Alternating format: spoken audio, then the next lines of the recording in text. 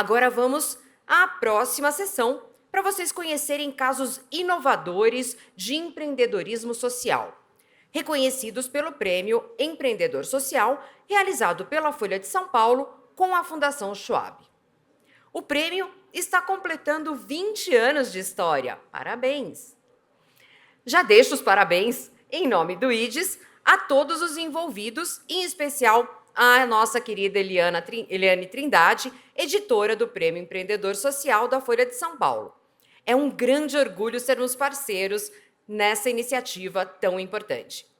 Convido ao palco os vencedores da premiação em 2023. Aline Odara, diretora executiva do Fundo Agbara.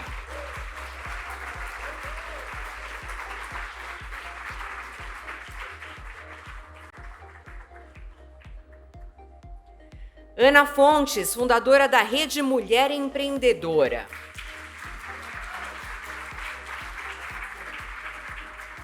E Robson Melo, cofundador da Estante Mágica. Eliane fará a moderação. Pode começar.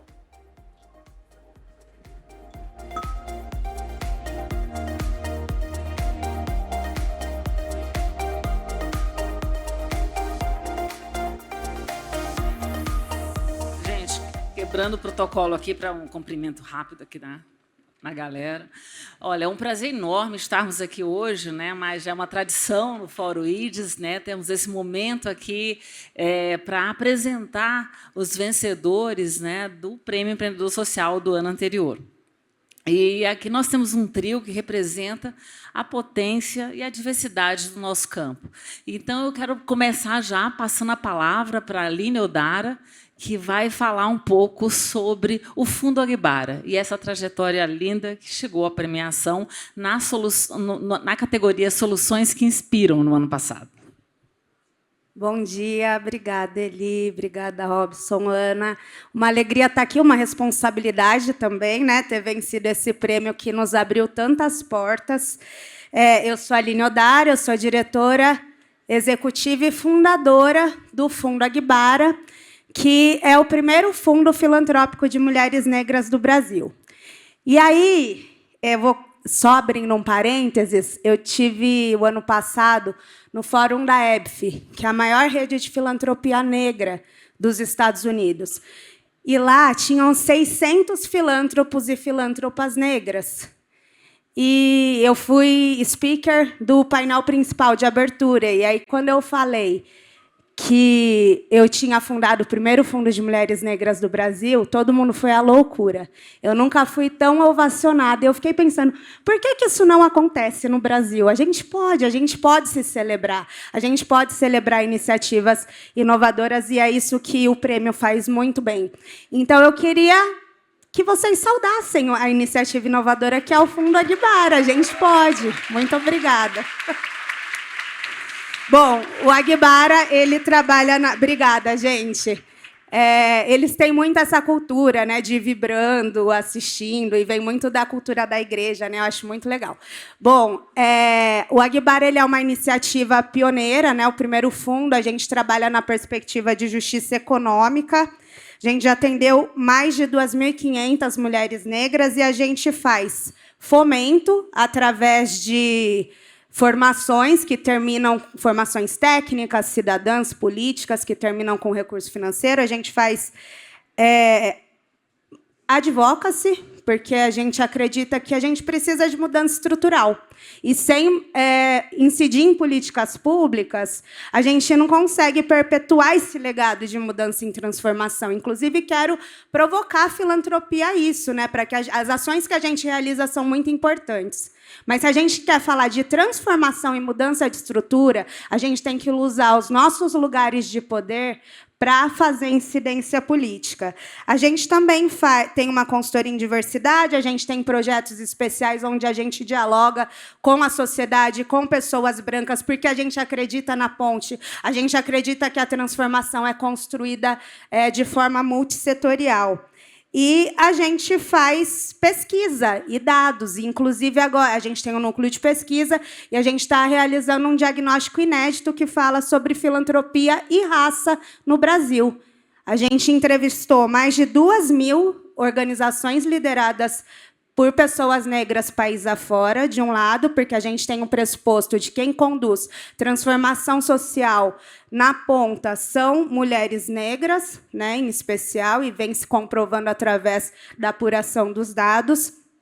E a gente, no outro lado, a gente tem um pressuposto também de que quem faz, de que o campo da filantropia, ele precisa investir mais em equidade racial, né? A gente acredita que tem uma lacuna aí de pessoas. É um campo que acredita que o racismo existe, né? Quem que acredita que o racismo existe no Brasil aqui? Levanta a mão, por favor. Racismo existe.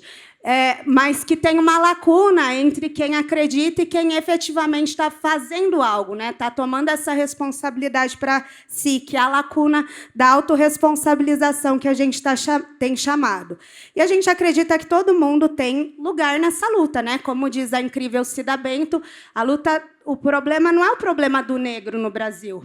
É um problema das relações, né? As pessoas brancas têm um lugar. E aí está aqui Maria Amália, que foi a primeira pessoa, é a nossa grande parceira do Fundo Aguibar, um exemplo de pessoa branca que contribui, abre caminhos, divide rede, divide recurso, divide tudo que tem. Maravilhosa. E aí, já encerrando, queria só deixar...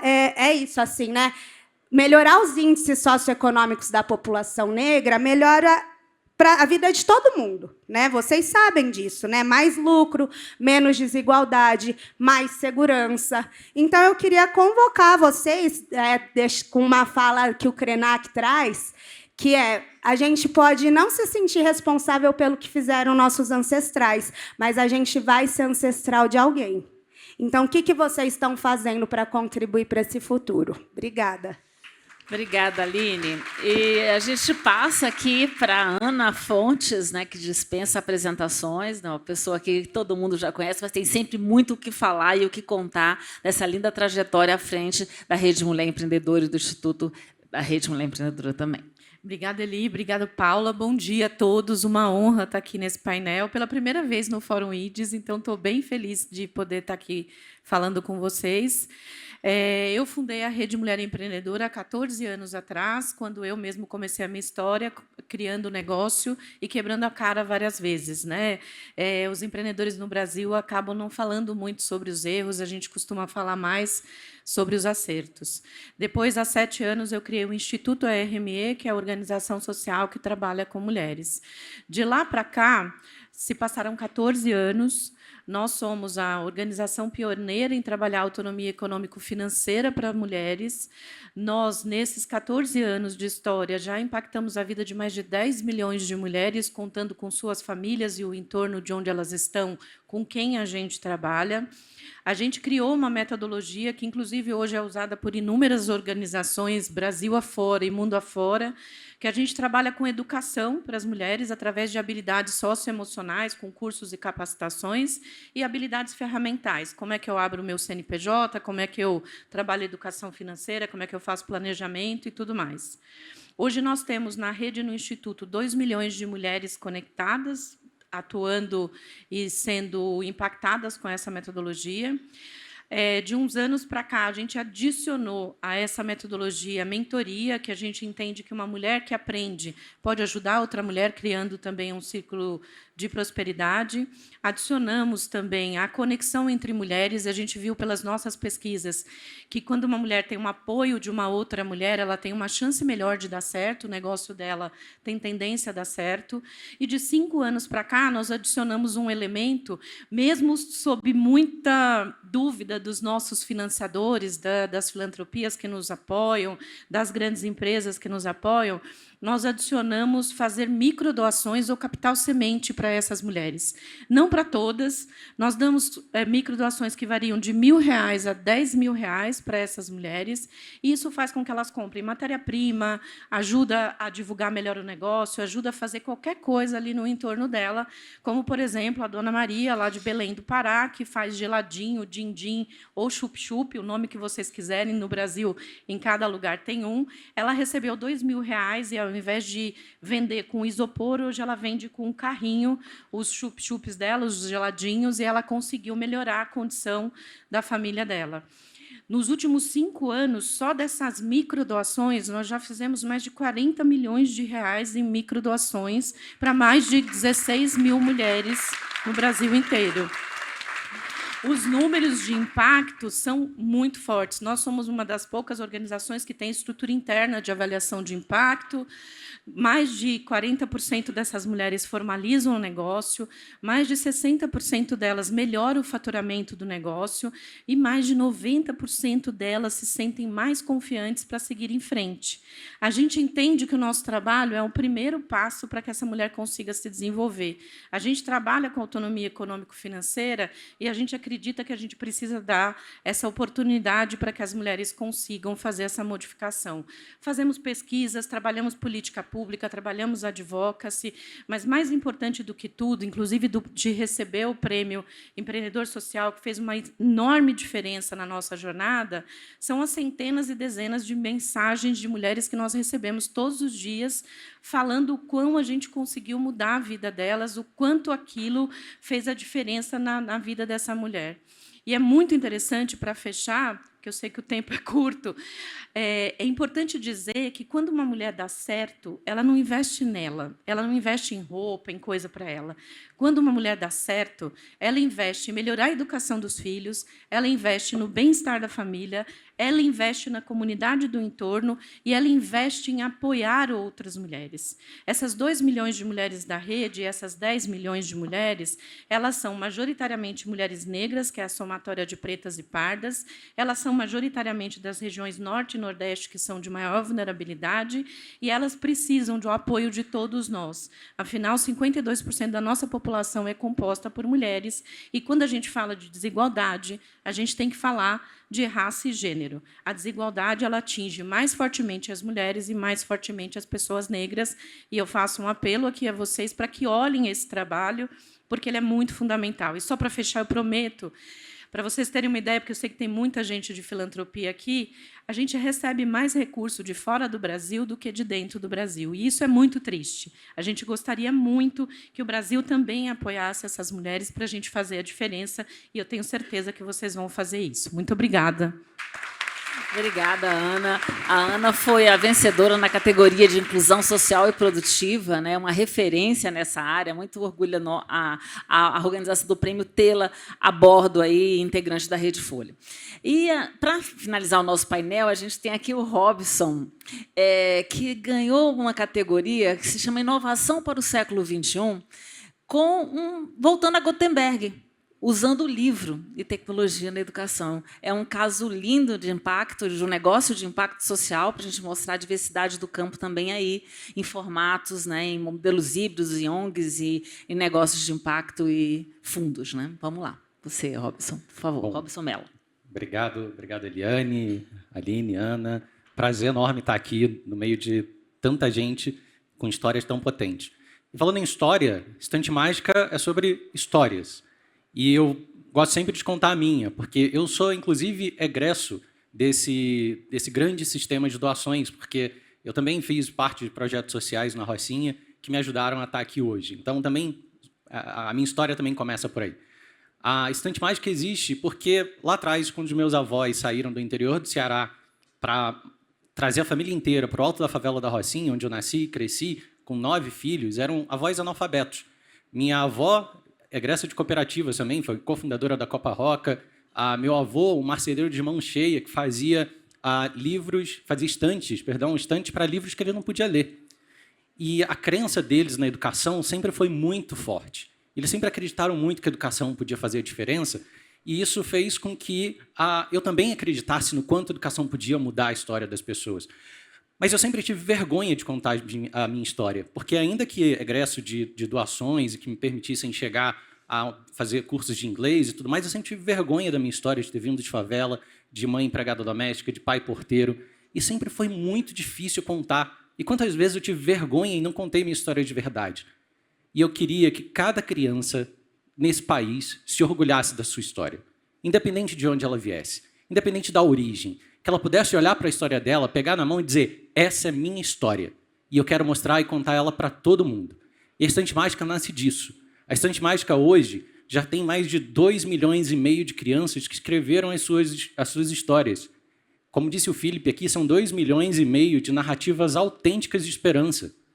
A gente está falando de mais de 10 mil cidades que já foram atendidas pela Estante Mágica. A gente está falando de comunidades indígenas, ribeirinhas, comunidades indígenas que, com a Estante Mágica, pela primeira vez, registraram as suas histórias em livros, que foram para a biblioteca da comunidade pelas escolas a partir da Estante Mágica.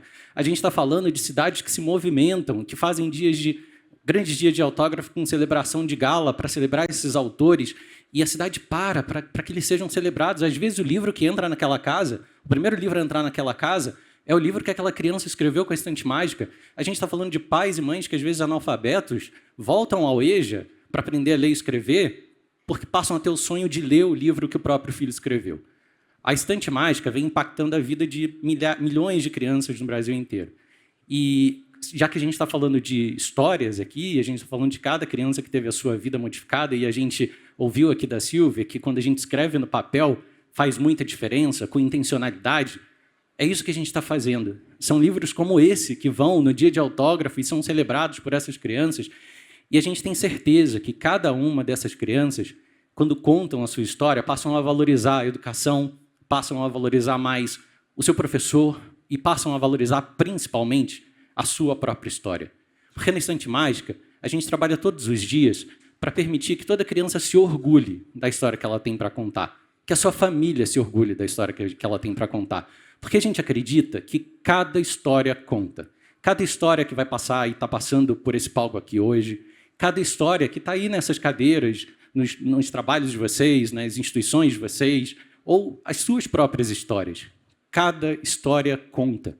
Cada história vale a pena. Cada história merece ser contada. E tem um monte de história lá fora esperando para ser contada, e eu tenho certeza que elas vão poder ser contadas, porque a Estante Mágica está fazendo um excelente trabalho junto com várias outras organizações, e a filantropia pode ajudar muito a permitir que essas histórias sejam não só contadas, mas também celebradas. É isso que a gente espera.